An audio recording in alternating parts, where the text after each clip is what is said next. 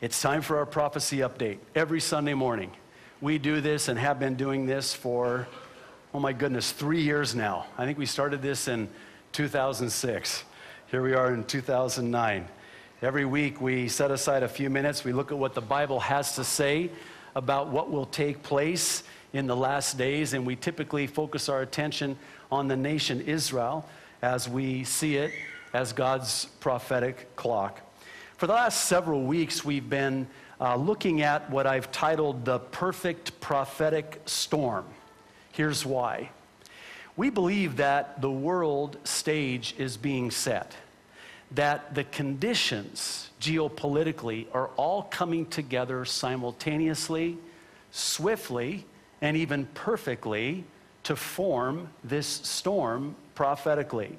So what we did is we took one condition at a time, and we looked at their prophetic significance and the intermingling, the intersecting, if you will, with all of these conditions coming together at the exact time, exactly as God's word said it would.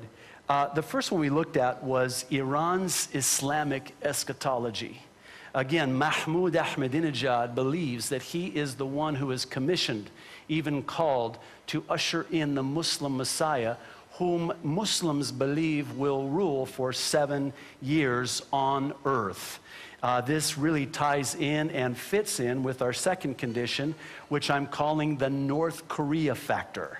Understand that North Korea and Iran are very chummy, especially as it relates to their nuclear ambitions. See, whenever North Korea launches a missile, they provide Iran with data, and much needed data. And in turn, Iran provides North Korea with money, much needed money. The third condition is a global quest for peace and security. This is one of my favorite prophecies found in the New Testament book, the Apostle Paul's first letter to the Thessalonian church, when he describes how that when they say peace and security, then sudden destruction will come upon them like a woman in labor. And we looked at great detail at how that's all you hear now. Every world leader, peace and security in the region. And it's usually under the banner of and in concert with our fourth condition, and that is a two-state solution. This is Israel and Palestine living together in peace and security. And we looked at all the prophecies that foretell precisely and exactly this happening. That Jerusalem would be this burdensome stone. And any who try to move the boundaries and create a joint state will injure themselves. They will do it to their own peril. This is exactly what the Bible said would happen. It's happening now. It's on the front page of your newspapers. It's on that computer screen on that news website that you log into. It is everywhere exactly as God said it would happen. Our fifth condition. This is a fascinating one. I'm still researching this, have been for many years, especially after and during the first Gulf War with then Saddam Hussein. But this condition is a rebuilt Babylon in none other than Iraq. There is this place. It's an ancient city, once ruled the whole world. And it's located about 50 miles south of the capital of Iraq, Baghdad, and it's called Babylon. Even before Saddam Hussein was executed, he was rebuilding Babylon. Now, it's believed that the oil dollars, the tourism, in fact, they're already now getting Babylon, ancient Babylon, ready for tourists. Did you know that just like when we took that tour to Israel last year, we can take a tour to Babylon? Some of you are looking at me going, I ain't going to Iraq with you, man. I'll go to Israel. I feel secure there, but I ain't going to Iraq. I ain't going anywhere in the Middle East with you, actually, especially after what happened in the airport in Tel Aviv. But they're getting ancient Babylon ready now. perfectly on time, prophetically on time. See, because the Bible describes in the last days a place called Babylon that will be rebuilt before she is utterly destroyed. And so we looked at this prophecy in great detail. Well, this brings us to our sixth condition. We looked at this briefly last week. We're going to complete number 6 that I'm calling the China connection today. This is where China and the nations of the East connect with and fit into the end times prophetic program. The Orient, China particularly, has a very pronounced role in the end times prophetic program. Revelation chapter 16:12, John describes the sixth angel and says, "The sixth angel poured out his bowl on the great river Euphrates, and its water dried up to prepare the way for the kings from the east." This prophecy tells us that the time will come when the great river Euphrates will actually dry up and prepare the way for these kings from the east to come in a war, and as we'll see, they will bring unspeakable carnage. This is where we find it in Revelation chapter 9. Verses 13 through 16. "The sixth angel sounded his trumpet, and I heard a voice coming from the horns of the golden altar that is before God.